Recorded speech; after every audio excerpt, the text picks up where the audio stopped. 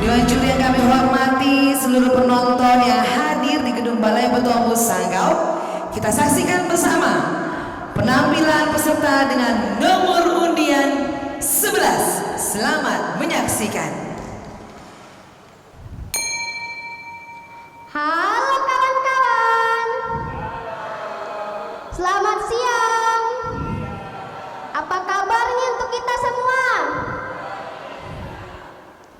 Adil Katalino, Baju Ramin Kak Saruda, Mbak Sengan Kak Jubata, Tutu Nyak Tiop, Akal Nyak Midop, Rina Buku Dua Topok Linua, Rina Bukoyo Topok Roto. Yang terhormat Dewan Juri dan yang saya banggakan teman-teman peserta lomba dan semua yang hadir di sini. Perkenalkan, nama saya Tristan Mario Cavani dari perwakilan Kecamatan Noyan. Halo Noyan.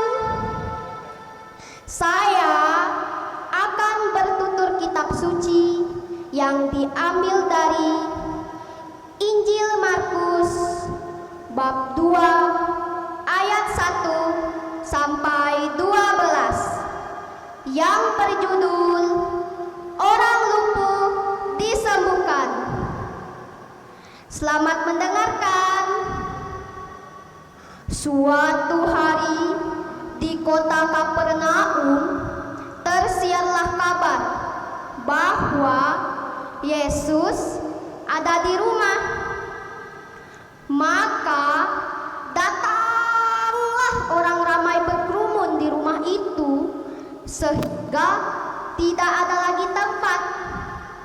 Bahkan di muka pintu pun penuh karena orang ramai. Yesus pun memberitakan firman kepada orang-orang yang ada di situ. Dan waktu Yesus memberitakan firman, datanglah 4 orang yang menggotong 1 orang lumpuh. 4 orang ini hendak memasukkan orang lumpuh itu ke dalam rumah itu. Tapi sayangnya rumah itu penuh sekali karena orang ramai. Jadi mereka tidak dapat memasukkan orang lumpuh ini. Dan mereka pun memanjat atap rumah itu. Mereka membuka atap rumah itu, lalu memasukkan orang lumpuh itu tepat di hadapan Yesus. Yesus melihat iman mereka, lalu berkata kepada orang lumpuh itu, "Hei anakku, dosamu sudah diampuni." Dan di situ juga ada beberapa ahli Taurat. Ahli Taurat itu berpikir dalam hatinya, mengapa orang ini berkata begitu? Ia menghujat Allah. Siapa yang dapat mengampuni dosa selain dari Allah sendiri? Dan ahli Taurat itu terkejut karena Yesus tahu apa yang dia katakan dalam hatinya. Dan Yesus berkata lagi kepada orang lumpuh itu, "Kepadamu kukatakan, dosamu sudah diampuni." Dan orang lumpuh itu,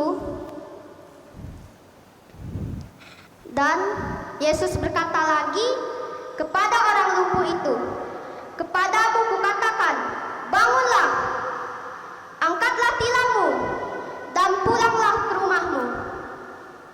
Orang lumpuh itu perlahan-perlahan sembuh. Dan akhirnya teman-teman, orang lumpuh itu sembuh. Ia berhasil mengangkat tilamnya dan pulang ke rumahnya. Semua orang-orang yang ada di situ takjub. Semua orang yang ada di situ juga memuliakan Allah. Katanya, yang begini belum pernah terjadi dan belum pernah kita lihat. Nah teman-teman, itulah cerita dari saya. Dari cerita itu tadi, kita dapat tahu bahwa Yesus dapat melihat hati orang atau pikiran orang. Yesus dapat mendengar apa yang dikatakan kita dalam hati dan pikiran. Kita ingin mendoakan seseorang, Yesus yang mendengarkan. Kita ingin memohon, Yesus mendengarkan. Dan satu juga, Yesus dapat menyembuhkan orang sakit dan dapat mengabulkan doa-doa. Dan itulah cerita dari saya. Terima kasih.